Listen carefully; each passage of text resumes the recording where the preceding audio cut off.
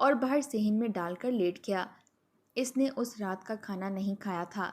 اس کے پوتے پوتیاں کھانے سے فارغ ہوئے تو اس کی بہو اور بیٹا بھی مزے لے کر بھونا ہوا گوشت کھانے لگے، جس کی خوشبو شریف خان کی بھوک کو مزید اشتہا بخش رہی تھی۔ مگر وہ کیا کرتا؟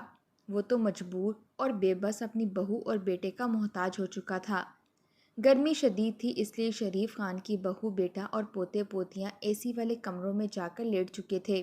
وہ مزے سے سکون کی نیند سو رہے تھے۔ کسی کو بھی پرواہ نہیں تھی کہ بوڑھا شریف خان باہر گرمی میں سو رہا ہے۔ بار بار مچھر اس کے کانوں کے پاس بھن بھناتے تو وہ ہڑبڑا کر جاگ جاتا۔ شریف خان کو دل کی بیماری بھی تھی۔ اتنی گرمی اور گھبراہٹ میں اسے تکلیف سی ہونے لگی، مگر اس کے باوجود وہ کچھ بھی نہیں کر سکتا تھا۔ آج تو فضا میں ہبس بھی بہت تھی، ہوا کا نام و نشان تک نہ تھا۔ وہ کتنی ہی دیر یوں ہی آسمان کو تکتا رہا۔ اسے اپنی بیوی اور ماضی یاد آنے لگا۔ اس نے کتنی محنت سے پال پوس کر اپنے بچوں کو بڑا کیا تھا، مگر آج وہی اولاد اس کے ساتھ اس طرح سلوک کر رہی تھی۔ اسے یاد تھا کہ وہ بے حد غریب تھا۔ اس کے پاس ایک وقت کے کھانے کے لیے بھی پیسے نہیں ہوتے تھے۔ وہ مشقت کرتا رہا، مگر پھر ٹانگ میں ایک زخم ہونے کی وجہ سے وہ ٹھیک سے لگاتار کام نہیں کر پاتا تھا۔ گاؤں کے کسی بھلے شخص نے اسے ایک سائیکل خرید کر دے دی، جس پر بیٹھ کر وہ گلی گلی جا کر سوکھی روٹیاں اور پلاسٹک کی چیزیں لوگوں سے لے کر بیچا کرتا تھا، جس سے اسے جو بھی آمدنی ہوتی وہ اپنے بچوں کے لیے کھانا لے آتا۔ کبھی کبھار زیادہ روٹی نہ ملتی تو وہ سوکھی روٹی گھر لے آتا اور بچوں کو پانی میں بھگو کر کھلا دیا کرتا۔ مگر آج اس کے بیٹے نے اپنے ماضی کو بھی ایک طنز بنا کر رکھ دیا تھا۔ ایک بار بھی نہیں سوچا کہ ماں باپ تو اپنے بچوں کے لیے ہمیشہ خیر ہی چاہتے ہیں۔ شریف خان کا ایک بڑا بیٹا بھی تھا جس کا نام شفیق تھا۔ وہ اپنے ماں باپ سے بے حد محبت کیا کرتا تھا، مگر پھر ایک روز اس میں ایک جان لیوا بیماری کی تشخیص ہو گئی۔ ڈاکٹرز کہنے لگے کہ 5 لاکھ روپے لگیں گے، آپ کا بیٹا بالکل ٹھیک ہو جائے گا۔ شریف خان اور اس کی بیوی کے تو ہاتھ پیر پھولنے لگے۔ آج تک انہوں نے 1,000 کا نوٹ بھی نہیں دیکھا تھا، بھلا وہ اتنے پیسے کہاں سے لے کر آتے؟ بیٹے کی طبیعت دن بدن بگڑتی چلی جا رہی تھی۔ شریف خان کی بیوی نے اپنا زیور یہاں تک کہ گھر کا ضروری سامان بھی بیچ کر پیسوں کا حساب لگایا تو صرف 3 لاکھ ہی بن پائے۔ انہوں نے ڈاکٹروں کی منتیں کیں کہ 3 لاکھ لے کر علاج کر دیں۔ شریف خان کی بیوی نے یہاں تک کہہ دیا کہ وہ مفت میں ان کے ہاں نوکری کرے گی، جب تک اس کے 2 لاکھ پورے نہیں ہو جاتے وہ ان سے 1 پائی بھی نہیں لے گی۔ مگر ڈاکٹروں کو ان پر ذرا بھی رحم نہ آیا۔ دونوں کتنی ہی دیر روتے رہے۔ آخر ان کا بیٹا خود ہی کہنے لگا کہ فکر مت کریں، نہ کروائیں میرا علاج، میری زندگی بڑی ہوئی تو میں ایسے ہی ٹھیک ہو جاؤں گا۔ مگر خیر 2 ہفتوں بعد شفیق فوت ہو گیا اور بس ان کا ایک ہی بیٹا بچا، جو ازل سے ہی ان کا سگا نہیں بن پایا تھا۔ ان کا اچھا بیٹا دنیا سے جا چکا تھا، جبکہ برا بیٹا آج ان کی زندگی کو اجیرن کر رہا تھا۔ آج اس کے بیٹے کے پاس پیسے تھے تو وہ اپنے بچوں کی ہر خواہش پوری کر رہا تھا۔ ماضی میں اگر شریف خان کے پاس بھی اتنے پیسے ہوتے تو وہ کبھی بھی اپنے بچوں کو خواہشات کے لیے ترسنے نہ دیتا۔ ساری رات یوں ہی بے چین سی گزر گئی۔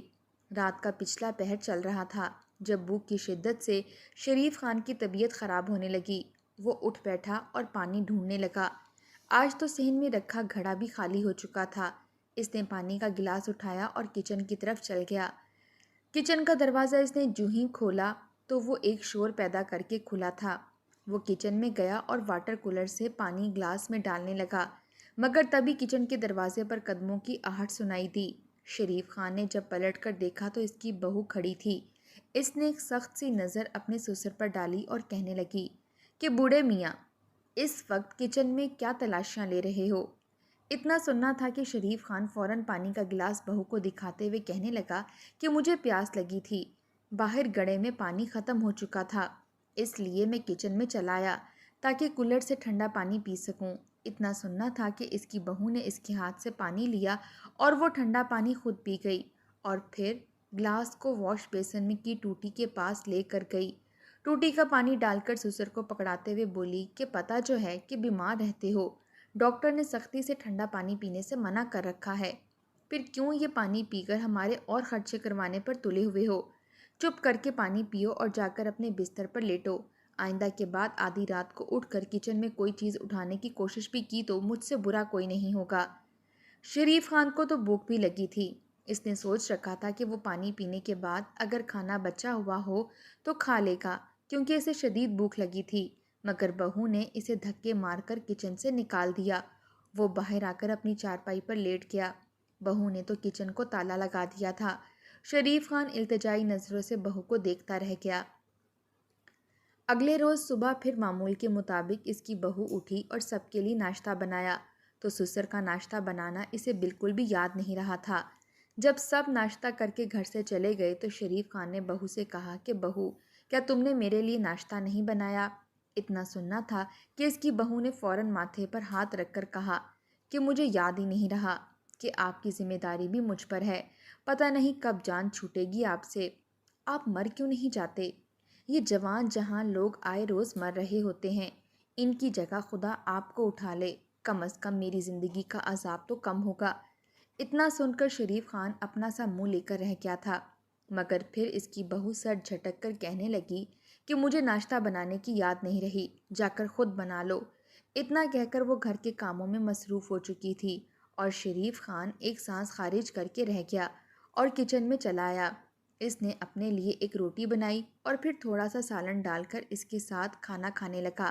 کھانا کھانے کے بعد جب وہ بقایا سالن فریج میں رکھنے لگا تو تبھی ہاتھوں کی کپکپاہٹ کی وجہ سے اس کے ہاتھ سے وہ سالن کی دیچکی چھوٹ کر فرش پر گر گئی۔ سارا سالن زمین پر گر کر خراب ہو چکا تھا۔ وہ شور سن کر بہو کچن میں آئی اور سالن بکھرا دیکھ کر چیخنے چلانے لگی۔ اسے تو شاید موقع چاہیے تھا اپنے سسر سے لڑائی کرنے کا۔ اس نے سسر کو دھکا دے کر کہا کہ یہ کیا کیا تم نے؟ کل رات تمہیں سالن نہیں دیا تو تم اس کا یہ بدلہ لے رہے ہو، سارا سالن ہی گرا دیا۔ اتنا کہہ کر اس نے سسر کو گریبان سے پکڑ کر کچن سے باہر نکالا۔ شریف خان تو انتہائی معصوم شخص تھا، وہ تو کسی کے آگے کچھ بولتا بھی نہ تھا۔ ساری زندگی اس کی معصومیت میں ہی گزر چکی تھی، بھلا اب بہو کے سامنے کیسے زبان چلاتا؟ وہ بہو سے معافی مانگنے لگا اور کہنے لگا کہ میرے ہاتھوں میں ریشہ طاری ہو چکا ہے، مجھ سے دیچکی کا وزن سہن نہیں ہوا تو میرے ہاتھ سے چھوٹ کر گر گئی، مجھے معاف کر دو، میں ابھی یہ سارا صاف کر دیتا ہوں۔ مگر اس کی بہو نے تو اسے مارنا شروع کر دیا اور مار کر کہنے لگی کہ مجھے اپنی شکل مت دکھانا، دفع ہو جاؤ یہاں سے۔ شریف خان بہو سے مار کھا کر واپس صحن میں بیٹھ گیا۔ سارا دن یوں ہی گزر گیا۔ اس کی بہو اسے سارا دن باتیں سناتی رہی اور اس کی تذلیل کرتی رہی، جبکہ وہ خاموشی سے سب کچھ سنتا رہا۔ سردیاں شروع ہو چکی تھیں، مگر ابھی تک اس کی بہو اور بیٹے نے شریف خان کو کمرے میں آنے کی اجازت نہیں دی تھی۔ وہ جو اس سردی میں لیٹا تھا تھر تھر کانپتا رہتا۔ ایک روز شریف خان نے اپنے بیٹے سے کہا کہ اب مجھ سے باہر نہیں سویا جاتا، بہت ٹھنڈ ہوتی ہے، میرے وجود میں تو ویسے ہی طاقت نہیں بچی جو اس موسم کا مقابلہ کر سکوں، مجھے اپنے کمرے میں سونے دیا جائے۔ اتنا سننا تھا کہ اس کی بہو فوراً بولی کہ ابا جی، اگر آپ سونا ہی چاہتے ہیں تو جا کر باڑے میں سو جائیں، اب اس کمرے میں تو میرے بچے سوتے ہیں، وہ بڑے ہو چکے ہیں، آپ کا کمرہ تو اب میں نے بچوں کو دے دیا ہے۔ گھر میں تو اب صرف ایک ہی کمرہ بچا تھا اور وہ جانوروں کا کمرہ تھا، جہاں پر کئی بیل اور گائے بندھے رہتے تھے۔ شریف خان نے اپنی بہو کی بات سن کر سر جھٹک دیا اور کہنے لگا، وہاں گندگی اور بدبو میں بھلا میں کیسے رہ سکتا ہوں؟ کیا ہوا جو پوتے پوتیاں سو رہے ہیں، ایک طرف میں بھی اپنا بستر بچھا کر لیٹ جایا کروں گا، مگر کسی نے اس کی بات پر دھیان ہی نہ دیا۔ اسے مجبوراً صحن میں ہی رات کو سونا پڑا۔ ایک رات شدید بارش شروع ہو گئی، ساتھ اولے بھی برسنے لگے۔ بوڑھے شریف خان اس یخ موسم کی وجہ سے کپ کپانے لگے۔ اس کے سارے کپڑے بھیگ چکے تھے اور اسے اب ٹھنڈ لگنے لگی تھی۔ اس نے بہو اور بیٹی کے کمرے کو کافی دیر تک کھٹکھٹایا، مگر کسی نے بھی دروازہ نہ کھولا، اور پھر وہ اپنے پوتے پوتیوں کے کمرے کی جانب گیا اور دروازہ کھٹکھٹا کر کہنے لگا کہ بچوں، دروازہ کھولو، باہر شدید بارش شروع ہو چکی ہے، مجھے ٹھنڈ لگ رہی ہے، مجھے لگتا ہے میں مزید اس موسم کو برداشت نہیں کر پاؤں گا۔ مگر کسی نے بھی اس کی بات کا کوئی جواب نہ دیا۔ بہرحال جب دونوں کمروں سے اسے کوئی جواب نہ ملا تو وہ باڑے کی جانب دیکھنے لگا جہاں پر جانور بندھے ہوئے تھے۔ وہ اس بارش سے بچنے کی خاطر اس باڑے میں چلا آیا جہاں کئی بیل گائیں بندھے ہوئے تھے۔ اس نے باڑے میں آ کر ایک کونے میں اپنی کٹیا ڈالی اور وہیں پر بیٹھ گیا۔ वो सर्दी की शिद्दत से कँपकँपा रहा था। इसके पास तो कोई गर्म लिहाफ भी मौजूद ना था जिसे खुद पर लेकर वो सर्दी की शिद्दत से बच सकता। आखिर को ज़मीन से घास फूस इकट्ठा करके इसने अपने पैरों और हाथों पर रख दिया ताकि कोई गर्माइश महसूस हो सके। वो सारी रात सर्दी से कांपता रहा। जब सुबह हुई तो इसके बेटे ने सहन में अपने अब्बा को देखा, मगर वो कहीं भी मौजूद नहीं था। फौरन चलकर बाड़े की जानिब आया तो क्या देखा कि इसका बाप बाड़े के कोने में चारपाई पर घास खुद पर डाले लेटा हुआ सो रहा था। इसने अपने अब्बा को देखा तो घिन खाने लगा। फिर बोला कि अब्बा जी, गंदा घास क्यों खुद पर रख कर सो रहे हो? अगर सर्दी लगी थी तो मुझे कहते, मैं कोई लिहाफ तुम पर ओढ़ देता। शरीफ खान ने कोई जवाब न दिया। वो बुखार से तप रहा था। इतने सालों से ना तो इसने वक्त पर खाना खाया था, ना ही कोई फल और दवा ली थी। इसका वजूद बिल्कुल सूख कर तिनका हो चुका था।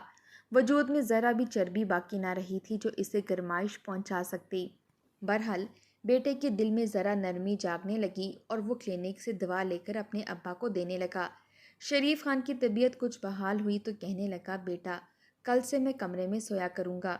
कि सर्दी अब मुझसे बर्दाश्त नहीं होती। गर्मी में तो सहन में सो लेता था, मगर सर्दियों में तो मेरे पास लिहाफ भी मौजूद नहीं। इतना सुनना था कि इसका बेटा सर झटक कर कहने लगा कि अब्बा, बताया तो है तुम्हें कि तीनों कमरों में मेरे बच्चे और हम खुद सो रहे होते हैं। अब ऐसे में हम तुम्हें कहाँ सुलाते फिरें? तुम आज से इस बाड़े में ही सोना शुरू कर दो। वैसे भी बाड़े का एक हिस्सा साफ सुथरा है, जानवर तो दूसरी जानें बंधे हुए हैं। शरीफ खान बेटे की बात सुनकर इसका चेहरा देखने लगा। बेटा और बहू तो बिल्कुल ही बदल चुके थे, वहीं इसके पोते पोतियां भी अब इसे कोई खातिर में ना लाया करते। सभी को अपनी अपनी जिंदगियों की फिक्र थी, जबकि बूढ़ा शरीफ खान घर में बाड़े में पड़ा रहता था। कोई इसे खाना देता तो खा लिया करता, वरना पानी पीकर ही अपना पेट भर लेता। एक रोज़ जब वो खाना खाने के लिए बैठा तो इसके खाने में मट्टी आ गिरी। वो खाना बिल्कुल भी खाने के काबिल ना रहा तो इसने खाना फेंक दिया। रात को इसे शदीद भूख लगी तो वो किचन की जानिब चला गया ताकि कुछ निकाल कर खा सके। वो अभी किचन तक पहुंचा ही था कि इसे धचका सा लगा। इसकी बहू ने तो फ्रिज को ताला लगा कर रखा था। वो वापस अपने बेटे के कमरे को खटखटाने लगा और बोला कि बेटा, किचन को ताला लगा है, मुझे खाना खाना है, मुझे बहुत भूख लगी है, तुम फ्रिज खोल दो ताकि मैं कुछ खा सकूं। मगर उसने भी दरवाज़ा ना खोला। जब ज़्यादा देर तक शरीफ खान ने दस्तक दी तो अंदर से इसका बेटा इसे कहने लगा कि अब्बा, क्यों हमारी नींदों को हराम कर रखा है? तुम कहीं दफ़ा क्यों नहीं हो जाते? अब दोबारा तंग मत करना। इतना सुनना था कि शरीफ खान दिल ही दिल में कुढ़ने लगा।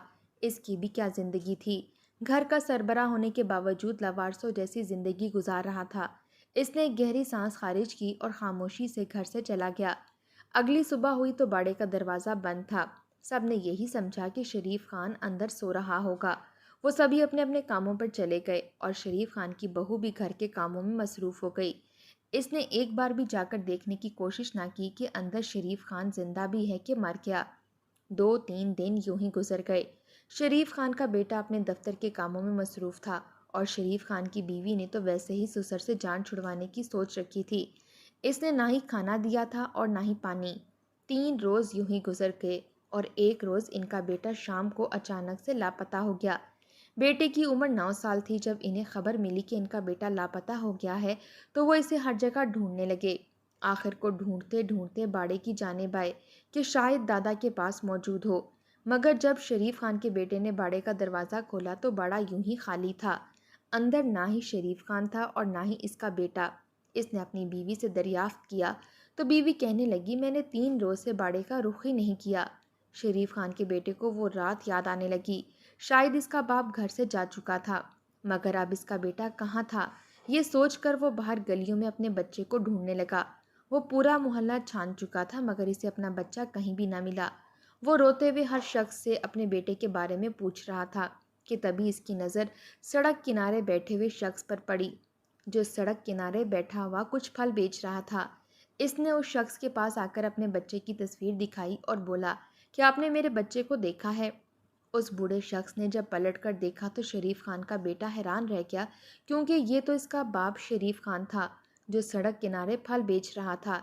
इसने अब्बा को देखा तो सवाल करने लगा, شریف خان پھیکا سا مسکرایا اور کہنے لگا، مجھے کچھ علم نہیں کہ اب تمہاری زندگی میں کیا ہو رہا ہے یا تمہارا بیٹا کہاں ہے۔